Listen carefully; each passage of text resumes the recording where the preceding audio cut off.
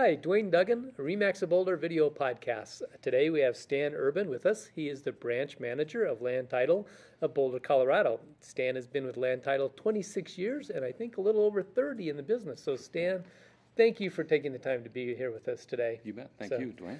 Our topic today is the infamous TRID. And I say the infamous TRID because that's something that changed the lending business pretty dramatically within the last year.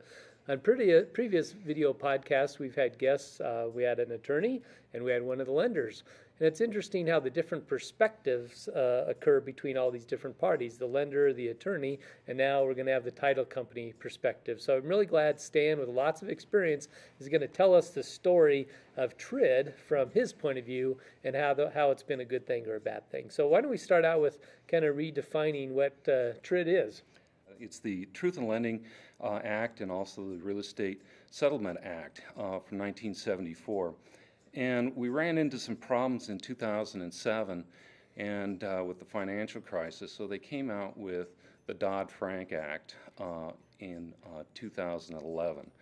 And this thing has gone into effect October 3rd of 2013. So we've been kind of going through a real steep learning curve with it. The intent of it is to improve consumer understanding of finance, to allow the consumer to better comparison shop, and lastly, to make the forms a little easier to read. So is this something that's helped the consumer understand? Because I remember the old good faith estimate and then the HUDs, they're kind of, people look at the closing statement that we use in Colorado and then compare it to the HUD and you just kind of shake your head and you don't understand it. Do you think it's helped or helped the consumer understand? In some ways, I think it's helped. In other ways, it really hasn't. Right. The biggest thing is I like the closing disclosure. It lines everything out about the loan. In the old days when we used to go through closing, we'd go to different things, to the promissory note, the deed of trust, the truth in lending disclosure statement, to come up with everything that's about the loan. Okay. With the closing disclosure form that we have now, it really lays everything out, the loan amount, the interest rates, are there prepayment penalties, the interest that they're paying on the loan, cash that they're going to have to bring into closing. And the last one is the TIP, the total interest percentage, and it's a percentage of the loan amount.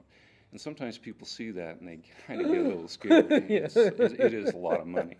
So I think the closing disclosure statement is excellent, especially when we're in the closing presenting the documents. I think it really does help the consumer understand what's going on in the loan. Okay. And as far as the challenges for the title company, like some of the feedback we got from lenders and like the attorney that we interviewed, there really hadn't been any big legal fights on it. But I know you guys are on kind of the front lines because you're at the table when everybody's involved and when the delays happen, that's when things blow up. So what's the biggest challenges from the title company point of view? I think the biggest challenge is getting the CDs out 3 days prior to closing. You're supposed to have this document 3 days before we have our closing. So you can review it, take some time to really understand the loan that you're getting yourself into. And unfortunately, it's not happening. Okay. And it's very complicated. And I think each lender is interpreting the TRID law differently. And so from our standpoint, we never know what the lender is actually going to be asking for or when we're going to be getting the documents. And here in the last couple of months, we've run into something else that's happening is we're not getting figures but prior to closing. So I don't think they're getting those CDs out in the 3-day period of time. So over the years, it's always been a problem with getting last minute numbers so the buyers can go get their check or have the money wired, and it really hasn't gotten any better, it doesn't sound like. So I would agree. And I think sometimes it even gets more confusing from the standpoint if they do get the CD, the closing disclosure out ahead of time, they don't have all of the fees. We haven't balanced with the lender. Right. So the borrower ends up coming to closing thinking he's bringing in a certain amount of money, and then we go, no, it's going to be this amount. Because of HOA, the tax prorations, things inside the contract that needed to be taken care of. Right. So when the buyer gets the CD, the closing disclosure, and they don't have all the figures, how much of a tolerance is there before they have to redo them and then the 3-day starts over? There's 3 different things that they have to do. Okay. 1/8% on the APR. Okay. 2, if they add a prepayment penalty to the loan, and 3, if they change the loan product. And those are basically the 3 things that can change it. And restart the 3 days and delay the closing. Right. We just had a closing over at our ward office, and we'd gone through the whole closing right up, and we even had funding authorization. And as they walked out the door, we got a call saying that they had to bring in another $4,000. Oh, big number. Yeah, Right. so there are some glitches to this. I think the understanding of the law, because the law was written for the whole nation, 50 states. Right. I think it applies to about 27, Okay. which we're not one of them. We're a table funding state. Right. We have to have all the monies. Everything happens right at the closing table. Other states, that doesn't happen.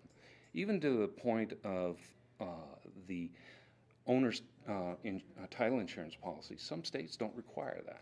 And if you look on this form, it says title insurance optional. So it gets very confusing for people. Do you think this is going to evolve, or is it going to be just set in stone that we have to live with it for a known period of time? I think it'll get better. Really? I think they will start getting a better understanding of what is going on in these transactions. Okay. I think down the road, I always see light at the end of the tunnel. I've gone through so much change over the years that after you get into it and really start having an understanding, it's a lot easier to work. So one of the things that we seem to be dealing with more and more is mailouts. How does TRID affect the ability and the timing? That big sigh was so obviously mailouts are a problem with TRID. Well, and it just seemed here lately that it's become a problem. Mailouts in our industry, back in the day, everybody came to the closing table. Right. It doesn't happen at all anymore. Right. So we do have a lot of mailouts. And here recently, here in the last couple of weeks, we've had several different lenders call and say, we need to have your borrower sign the date of closing, not 2 days prior. But it's being mailed out. Correct. So. Which they can't. Because if we're notarizing documents, they have to be notarized the date that they're in front of the notary. So we can't post or predate these documents. Wow. So that does present quite the problem for mailouts. Yes, it does. Okay. Well, it'll be interesting to see how some of these techniques and things that we do to deal with things evolve over time in dealing with the rules.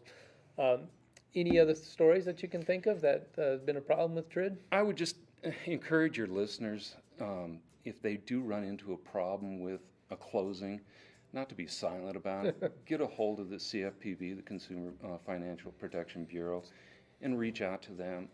The only way we're going to make this better is if consumers make more notes of what's going on. It's the one with the gold makes all the rules. Well, we're trying to, this is designed to take care of the consumer. Do you have a gut feel for, like, you guys close thousands of transactions. Do you have a gut feel for the percentage of closings that TRID created a real problem, like a delay where all the dominoes of closing fell apart, or? Oh, I guess about 20%. About 20%. Yeah. Okay, There's so that's always a pretty high number. something coming up. Right. Again, it's getting the loan figures at closing. Right. That shouldn't be happening. That should all be, we should be balanced 3 days out. Right. So in the beginning, that's how it was working, and it's kind of, we're falling apart on that right now. So. Right, Stan, thank you for being here. You Really bet. Thank you. appreciate your insight and wisdom on the TRID issue. So. You bet. Thank you. Dwayne Duggan, Remax to Boulder Video Podcast, signing off.